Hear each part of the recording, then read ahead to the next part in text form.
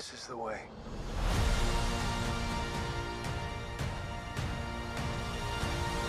Bonjour à tous, bienvenue dans cette petite vidéo analyse critique du film The Mandalorian et Grogu. À l'heure où cette vidéo sort, nous sommes le week-end de sortie du film. Le film est sorti mercredi, on est dimanche soir. Quand on tourne cette vidéo, on a eu le temps un peu de digérer le film, surtout que je l'ai vu 3 fois. Donc je pense que le film est bien digéré là actuellement. On va du coup parler un petit peu du film, de ce qu'on en a pensé, de ce qui était bien, de ce qui était moins bien. Disclaimer, nous ne sommes pas critiques de cinéma, on n'a pas la prétention de l'être, on va juste vous partager notre avis en tant que fan, en tant que personne qui adore Star Wars. On va juste vous partager un ressenti qui est bien sûr subjectif et on vous invite à mettre le vôtre en commentaire bien sûr. Pour commencer, je te propose qu'on parle un peu de notre rapport à The Mandalorian en général et du coup à la série, parce que le film est l'aboutissement de 3 saisons déjà. Ouais, de ton avis un petit peu sur tout ça, ce que représente la série pour toi. Cette série, quand on l'a regardée ensemble, c'est vrai qu'on a été hyper étonnés des personnages qui nous ont été proposés. On était directement pris dedans. C'est vrai qu'au départ, c'était assez assimilé à Boba Fett, où on se disait, bah voilà, il a une armure de Mandalorien, c'est un chasseur de primes, qu'est-ce qu'il va devenir? Au fur et à mesure des saisons, bon, déjà, on a découvert le fameux Grogu, qui a été hyper connu par rapport au public, donc le fameux bébé Yoda. On a pu voir le personnage de Mando évoluer au fur et à mesure des saisons aussi, voir son côté de père se développer, comment il a fait pour jongler entre ses missions de chasseur de primes et comment il a protégé le petit Grogu. Au fur et à mesure des saisons, on a vu les personnages évoluer. Et c'est vrai que nous, on a eu un attachement particulier pour les saisons 1 et 2. C'est vrai que la saison 3, on l'a trouvé un petit peu en dessous par rapport aux deux autres. Au niveau du fil rouge des épisodes, c'était assez similaire à chaque fois. C'est un chasseur de primes qui a une mission, qui va faire sa petite mission, mais au fur et à mesure des épisodes, il avait Grogu avec lui. Et donc voilà, il a une mission, il l'accomplit. Voilà. Ce que beaucoup critiquaient, surtout, voilà, c'est ce format épisodique, très jeu vidéo, quête secondaire, où en mode, il arrive dans un lieu, tiens, va là-bas, ou fais ça, hop, il y allait. Ce format court aussi d'épisodes, qui, contrairement à la majorité des séries qui sortent maintenant, est plus courte que d'autres, mais c'est sûr que ça, on pouvait se dire, ah, les épisodes sont trop courts pour développer un fil rouge, etc. Finalement, ce défaut-là, je trouve, fait aussi le charme de la série. Ouais. C'est un peu comme si on lit un comic book qui n'a rien à voir sur une histoire, etc. On le lit, on a notre show de Star Wars et on passe à autre chose. Mais dans un contexte plus global, la série qui se passe entre le 6 et le 7 sert aussi, je trouve, un peu de lien entre les deux trilogies et elle cherche un petit peu à justifier les petites coquilles qu'il peut y avoir dans les épisodes 7, 8, 9. La série se concentre surtout sur son personnage principal qui est le Mandalorian et Grogu bien sûr, mais en tâche de fond, ils nous mettent comme ça des espèces de petites graines pour rallier à la saga. C'est quand même très agréable. Et la série, oui, comme tu le dis, elle apporte énormément de choses un peu pulp, des aliens divers, atypiques. Il y a aussi notamment l'épisode avec la maman grenouille qui est marqué. On a l'épisode où Mando se crache sur une planète de glace avec des araignées, tout ça. Avec Quill, En fait, comment ouais, il Quill. élève les blurgs et Bien tout. sûr. Et en fait, on découvre un peu plus de la culture galactique. Et ça, pour le coup, j'avais vraiment adoré découvrir ça. Et du coup, la saison 3 est beaucoup plus orientée sur la reconquête de Mandalore. Ce qui peut-être m'a moins intéressé. Et en plus, on a eu du coup cette espèce de machine arrière où à la fin de la saison 2, il y a ces moments iconiques qui raccrochent avec la saga où Luke va récupérer Grogu. Et on commence avec une saison 3 où Grogu est de nouveau avec Mando comme si de rien n'était. Et en fait, finalement, il faut regarder les épisodes dans la série Boba Fett qui est un spin-off un petit peu de The Mandalorian, etc.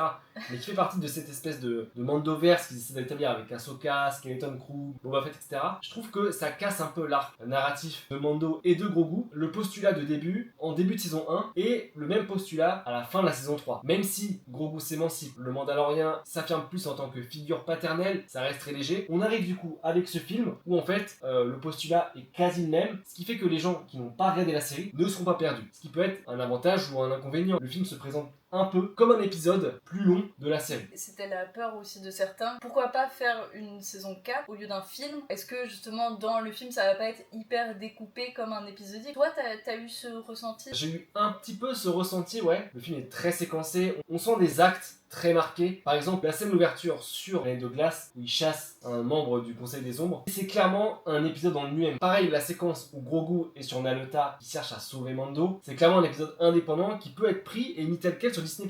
Et on sent un petit peu ces moments d'histoire racolés et un petit peu liés avec des scènes de transition plus ou moins bien faites. Ça, c'est quelque chose que j'ai un petit peu vu. C'est à mon 3e visionnage que j'ai ressenti un peu ce truc-là. Je l'ai vu 1000 fois.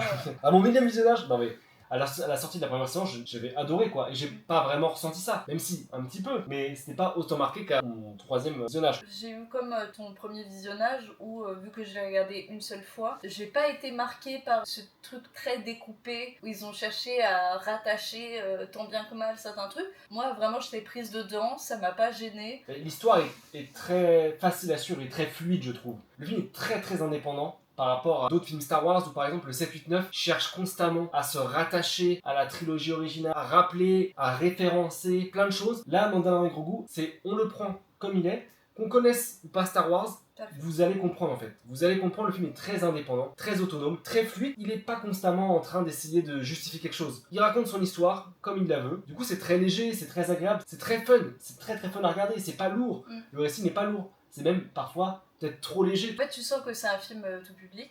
Ça, je pense que c'est assez assumé aussi par rapport au personnage de Grogu et tout. Et si tu vas au cinéma et que t'as pas vu les saisons d'avant, t'es pas un fan de Star Wars et tout, tu passes un bon moment. Ça, c'est cool. Mais t'es un fan de Star Wars qui a vu The Clone Wars, qui a vu l'épisode dans Boba Fett, qui a vu les saisons et tout, t'es servi aussi. Et t'as un petit peu de fan service justement, mais assez. C'est très léger. Assez léger, en vrai, c'est très discret. Si t'as regardé The Clone Wars, ça, justement, avec le personnage de Rota. Mais ouais, la petite photo où t'es là, trop bien, ils ont réussi à refaire en 3D et tout, c'est bien fait quoi. Je rebondis ce que tu dis par rapport du coup à Rota. Le film se rapproche de la série dans la manière dont il présente une variété de personnages atypiques et surprenants et surtout qui sort de ce qu'on voit. Ça fait très Retour du Jedi, dans le sens où on a une variété, une galerie de personnages totalement différents et présentés de manière totalement différente aussi. On a Rota qui est entièrement fait en CGI, on a de l'animation stop motion fait par Phil Tippett avec ses gros droïdes, on a Grogu qui est une marionnette et le film assume complètement de montrer une marionnette parfois un petit peu goofy dans l'animation. Les 4 petits aliens là qui accompagnent Grogu, pareil, animés en stop motion. Mais je trouve. C'est parfait. Franchement, t'as quelque chose de très palpable. Exactement. Du fait de la pupette et. Ils paraissent vrais, même si des fois c'est un peu clunky, la manière dont ils se déplacent et tout. Mais en fait, on y croit. C'est bien fait, ouais. Ça apporte un charme. Vraiment au film, c'est hyper fun à regarder. Il y a ce côté aventure, ce côté action, ce côté décomplexé. Tu veux voir le Mandalorian qui casse des gueules et qui classe, qui est en aura farming. Tout le film est en aura farming. Et bah t'es servi. Et c'est agréable. C'est assez bien dosé justement avec les Azela. C'est mignon, franchement ça se laisse regarder. C'est top, top. Tu passes un très bon moment. Ouais. Mais je reviens aux techniques. Je sais que par rapport aux critiques qu'on a vues aussi, certains étaient là, Rota fait en 3D et tout, c'était mieux la manière dont c'était fait Jabba. Je comprends le truc et tout, mais dès que vous regardez le film et que vous voyez l'animation qui a été faite autour du personnage qui se bat dans une arène, en fait je trouve ça ouf comment ils ont développé aussi les techniques de combat des huts où ils se roulent et tout. La manière de se déplacer d'un hut en fait. Ouais, en fait, il roule et il arrive à se mouvoir avec ce gros corps, où il a des tout petits bras. C'est cool de voir ça. Ouais, c'est ça. C'est cool de voir ça. Voilà, des techniques de combat et tout. Et c'est vrai que moi, particulièrement dans le film, j'ai été étonnée de voir cet aspect des huts, en effet, comment ils réagissent face au combat, parce que on dirait des grosses larves qui savent pas se mouvoir. Rota sort de ce stéréotype-là, entre guillemets, et lui, il est hyper... On a la chance aussi de découvrir Nalota dans le film, là, le monde natal des huts. Et pareil, visuellement, ça a une petite gueule. C'est vraiment cool. On voit leur architecture, c'est très bien représenté. C'est enfin un monde qui n'est pas juste une forêt, du sable ou de la neige, quoi. Alors même si le film est des fois un petit peu timide dans la manière de montrer des décors grandiloquents, on a des espèces de manoirs de cette espèce d'impérial chaud qui vont choper. Je suis en mode, qu'est-ce qui se passe? Vous êtes en Bretagne, on est où là? Mais en parallèle, t'as Nalota. T'as une diversité de paysages où ils ont décidé de mettre leur force, je pense, sur des décors où t'as envie de les voir et tout. Là, en effet, le petit château et tout, perdu dans la pampa, t'es là, bon...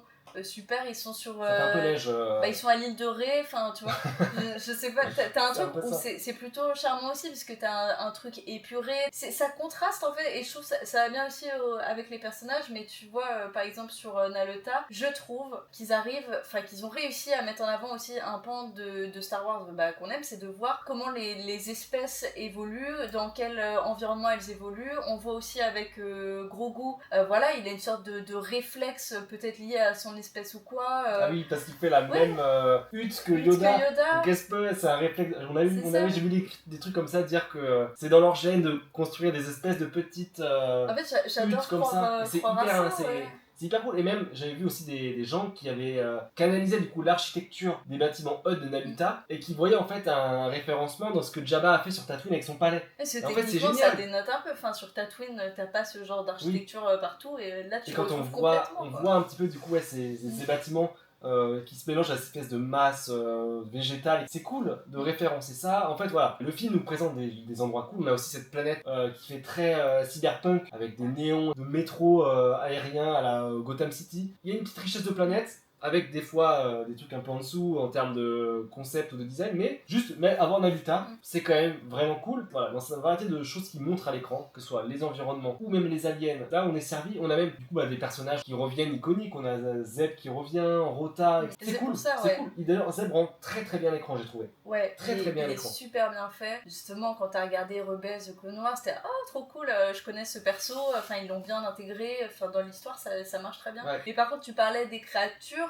toi tu disais que t'as été un peu déçu par rapport à Nal-Euta, où en fait les décors sont super et tout, mais ils ont été timides sur la diversité des personnages. Oui, et je t'avais dit cet exemple. Le Mandalorien arrive dans la salle du trône des jumeaux sur Nal-Euta. Dans cette salle du trône, ils sont que deux, aucun figurant n'est présent, alors qu'on aurait adoré voir, comme dans le Retour du Jedi, une espèce de cour autour d'eux avec plein d'aliens différents, plein de choses, etc. Si t'as genre un garde ou un truc comme ça. On a les droïdes. Ouais, c'est ça. Qui se baladent, des droïdes En fait, bien référencés à ceux de la prélogie, un peu repimpés et tout. Je trouve ça cool. Le design est très cool. Mais en effet, tu t'attends à avoir une diversité de personnages et ils ont un parti pris de mettre que des droïdes. C'est très léger. En vrai, sympa, mais en effet, dans le palais de Jabba, c'est la foire à saucisses quoi. Enfin, t'as à manger. La scène d'ouverture du film s'ouvre sur un impérial et le seul alien qui nous fout, c'est un alien avec un nez dégueulasse. Et là, mais qu'est-ce que c'est que. Je sais pas, mettez-moi. Vous avez des costumes des anciennes saisons, des séries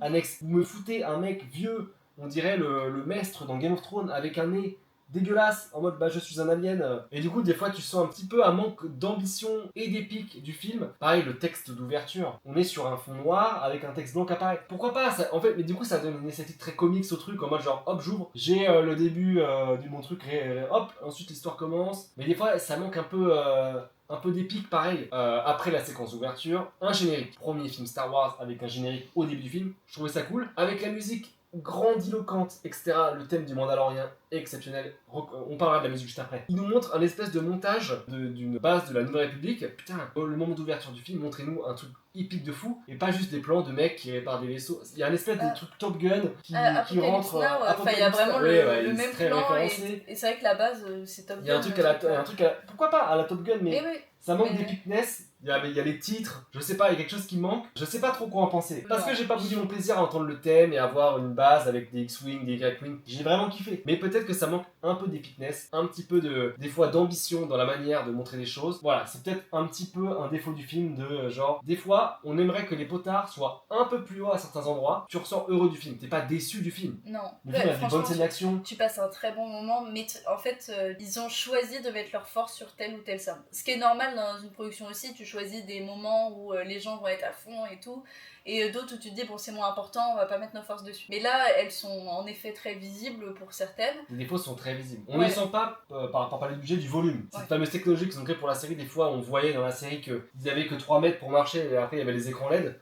Là pour le coup, je l'ai pas trop ressenti et on sent même tout est palpable, tout est un petit peu c'est une vibe vraiment Star Wars, surtout sur Naluta, et tu sens qu'en fait les fougères sont vraies, même si ça se voit que c'est un studio bien sûr. Enfin t'as envie d'être avec lui, pareil. Tu sens que c'est palpable, mais même juste avoir gros goût, tu sens que il est là et tout, et le film assume de montrer une marionnette. Pendant 20 minutes le film te dit bouge pas, je te mets 20 minutes de gros goût qui fait des trucs et on y croit. Ça fait partie des meilleures séquences du film. On voulait rebondir sur les musiques, dis ce que t'en as un petit peu pensé. Par rapport à la série, un truc qui m'avait beaucoup étonné et aussi les gens avaient réagi pareil, c'est que la musique dans The Mandalorian était hyper originale, étonnante. Tu sens que le mec il a pas voulu faire du John Williams, il a fait sa patte à lui. T'as l'instrumentation qui est des sonorités. Des sonorités que t'as pas l'habitude. Très nouvelles. Et ça matche hyper bien avec la vibe de la série où tu te dis, la vache, ils ont trouvé le truc quoi. Et ce qui fait que ça apporte une énorme force à la série, au film aussi. Et dans le film, on retrouve donc ce compositeur qui a récupéré ce thème qu'on retrouve très souvent, le leitmotiv du Mando, vous allez entendre tout le film, mais réorchestré toujours de manière hyper originale, toujours à trouver des variétés, En fonction des de la sonorités scène, différentes. tu sens que, ouais. On passe de style des fois un peu cyberpunk à un truc, même dans le générique de fin, rester jusqu'au générique de fin, il y a une La réelle dernière, question. C'est fou. du dernier générique, moi c'est ma préférée, qui dénote clairement Il y a avec une tout ce qu'on a réorchestration entendu. du thème en mode, je sais pas comment on pourrait dire, quel est Ouais, le style. c'est un peu jazzy, un peu manouche. C'est vrai que quand on l'a entendu, tu m'as dit, parce que il a été le voir avant, il m'a dit c'est sûr que tu vas adorer à ce moment-là, et ça fait tilt direct. Et, Les musiques apportent beaucoup, apportent vraiment beaucoup. complètement. La scène d'ouverture, il y a une alarme qui se déclenche, l'alarme se mixe un peu avec la musique et des fois la musique crée des décalages comme si elle buguait. Ouais, tu disais un bug où tu l'as ressenti. Il y a en fait la scène où Mando attaque les AT-AT, à un moment, on a cette espèce de bug de la musique et du coup ça te met dedans, t'es putain c'est cool et tout, vraiment, la musique est trop cool, tu sens que le gars est en kiff total, ça dénote complètement avec ce que fait John Williams, la musique est un vrai plus pour le film, vraiment. À un moment dans le film, vous allez voir, il y a une musique qui moi m'a vachement étonnée aussi, c'est une musique plus électronique, vibe cyberpunk, t'arrives sur un décor qui est hyper urbain, t'as l'impression d'arriver à Tokyo, ça contraste de ouf et je trouve qu'ils ont réussi à faire une césure entre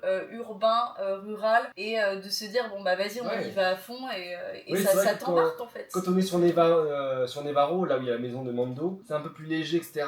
Et bah, en fait, c'est juste une très bonne BO, quoi. Je veux dire, c'est une très bonne BO. Ça, c'est un point fort pour le film. Les deux gros points forts du film, c'est vraiment cette variété d'aliens, de décors et la musique pour le coup. Peut-être que le point négatif du film, on n'a jamais peur de ce qui va arriver au Mandalorian et Grogu. Et même, il te force une séquence où, c'est d'ailleurs un peu touchant. Peut-être la séquence la plus touchante du film, où en gros, Mando est empoisonné et il est aux portes de la mort. Et on a Grogu qui se niche contre lui, un peu comme dans le Roi Lion où Simba il se blottit contre son père et tout. Ça m'a fait grave penser à ça. Ça te tire vers les larmes en mode oh putain il va mourir. Mais en fait, bien évidemment que Mando ne va pas mourir dans ce film. Bien évidemment que Grogu ne va pas mourir non plus. Ils avaient eu la même chose dans la série. Oui, mais ouais, ils en avaient le casse, etc. Mais du coup, à aucun moment on est inquiet pour les personnages. Ça, c'est peut-être aussi un problème. C'est plus comment la relation va évoluer que est-ce qu'on s'inquiète pour eux, quoi. Enfin, je sais pas si vous voyez ce que je veux dire. Ce qui est cool, du coup, par rapport au film, c'est surtout la notion d'héritage. Le film essaie constamment de présenter, c'est que, quelles que soient tes origines, tu es défini par tes actes et par ce que tu fais. On a aussi Rota, et cette notion d'héritage de ce qui était son père, Jabba le Hutt, etc. Ouais, il veut s'émanciper de cette image qu'a donné son père, Jabba le Hutt. Rota, lui, était détesté au début parce qu'il était très assimilé à son père. Il a réussi à s'émanciper faisant tout pour montrer que lui était différent. Ouais. Et justement, il le dit très clairement dedans en disant bah, maintenant il m'aime et il voit que je suis un être séparé de mon père et que. Mais Rota, il est un des personnages les plus cool du film. Mais c'est celui qui est le plus surprenant dans son arc et dans ce qu'il montre parce qu'on a tellement l'image des Hutt à la Jabba le Hutt en tête que voir Rota qui, même à la fin, est en mode j'ai bossé pour la Nouvelle République. C'est bien de casser un peu les codes, de montrer des choses nouvelles, c'est cool. Même la manière dont il se déplace, dont il est animé, c'est hyper cool quoi. Bon, par contre, je pense que tu vois, au niveau des moments qui nous ont le plus émus et les moments où je trouve que le film essaie de nous attirer vers un truc en mode t'as vu c'est touchant de fou. Moi il y a des moments où ça m'a pas du tout touché, justement quand Rota dit à Grogu tu vois t'as de la chance d'avoir un père comme le tien et tout, t'es là bon gros. Ouais c'est mignon, bah, c'est léger quoi. Non j'ai pas trouvé. Pour moi c'était un peu lourdingue où tu sais oh non le pauvre il a pas eu un père cool et tout, oh non. Et tu vois le truc où tu sens qu'ils essaient de te dire bah t'as vu son père était pas cool et tout. Dans le vaisseau, il dit il a de la chance de t'avoir, je sais pas quoi, et tu le vois, il fait coucou. Ouais, c'est un peu la phrase où t'es pas obligé de dire parce qu'il le montre déjà. C'est mignon, mais il ne force pas non plus trop avec les mignonneries par rapport à Grogu. Non, ça par contre, on avait un peu peur que ce soit. Il y a quelques scènes, bien évidemment, il y a quelques scènes qui t'attendrissent, mais presque la meilleure scène du film, c'est vraiment les 20 minutes avec Grogu, et c'est pas lourd, et c'est léger, tu rentres un peu dans sa spiritualité, son lien avec la force. Une séquence entièrement muette. Une séquence entièrement muette, il y a pas. Enfin, oui, il y a une petite musique, il rencontre une espèce de pêcheur. Un pêcheur, ouais, mais sinon, t'es vraiment plongé dans l'esprit de Grogu, tu ressens des choses, etc. Pour une marionnette, c'est vraiment fort. Là-dessus, c'est vraiment très très fort. Et tu vois, toi, c'est ce moment-là, il se blottit contre Mando que t'as le plus touché. Moi, c'est le moment juste avant où les Azélans sont venus avec Grogu pour sauver Mando. Et t'as un peu un truc goofy où ils sont venus avec un mini vaisseau. Ça, c'est exceptionnel. Ça, c'est exceptionnel. C'est bien, ça marche bien. Ouais, ça marche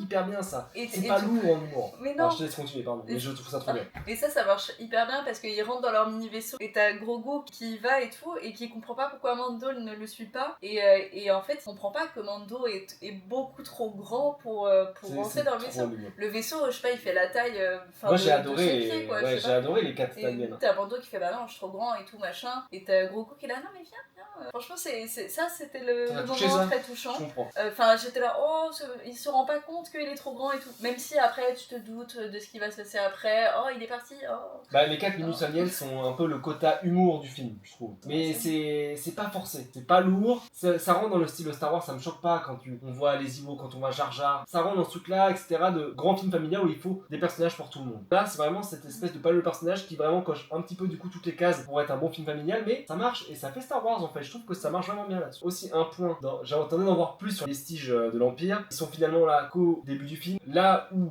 on peut penser que c'est un défaut, ça en devient pour moi une qualité dans le sens où le film s'affranchit de toute lourdeur de l'or. Peut-être que C'est certains agréable. vont. Peut-être que ça va vont pousser moins- certains. Ouais, peut-être qu'ils vont moins apprécier le film parce qu'ils vont avoir l'impression que c'est un peu le cheveu sur la soupe. Enfin, c'est Oui. quelque chose qui est Peut-être différent. un film opportuniste, c'est ce que tu veux dire. Un film Bah, qui, non, qui un n'est- film tout public, en fait, tout le monde peut le regarder. Tu vas au cinéma aussi pour passer un bon moment. Eh T'as ben, je plusieurs suis d'accord. types de films, j'ai passé un très bon moment. Oui, c'est un très bon divertissement. Et le film est vendu tel quel. Le film est cool. Le film donne vraiment un côté comic book où genre tu plonges une aventure, un one shot, hop, tu passes à autre chose. Je pense que le fait que tu dises que c'est comme un comic book, ça le définit très bien. Bah, lisez des comic books plus que aller voir Mandalorian. Non, je rigole. Allez voir Mandalorian et Grogu. On vous le conseille, nous, on a adoré. Et Enfin, on a adoré. On a passé un très bon moment. On a passé un très bon moment. Encore une fois, c'est que notre avis. Vous Bien avez sûr. le droit d'avoir le vôtre et Ouais, je le redis, de on regarder est- d'autres ouais. critiques aussi. Hein, mais, enfin, On n'est pas critique du cinéma, Non. on vous a partagé notre point de vue, etc. sur le film. On attend vos argumentaires sur le film. Ne soyez pas trop durs, ça sert à rien de détruire un film. Juste discutons. Mais il y a toujours du bon et du moins bien dans Oui. un film. Mais le film n'est pas une purge en tout cas. On vous dit à bientôt pour des prochaines vidéos, des prochaines peut-être critiques. Prenez soin de vous, à la prochaine. Telle est la voix. Ciao! This is the way.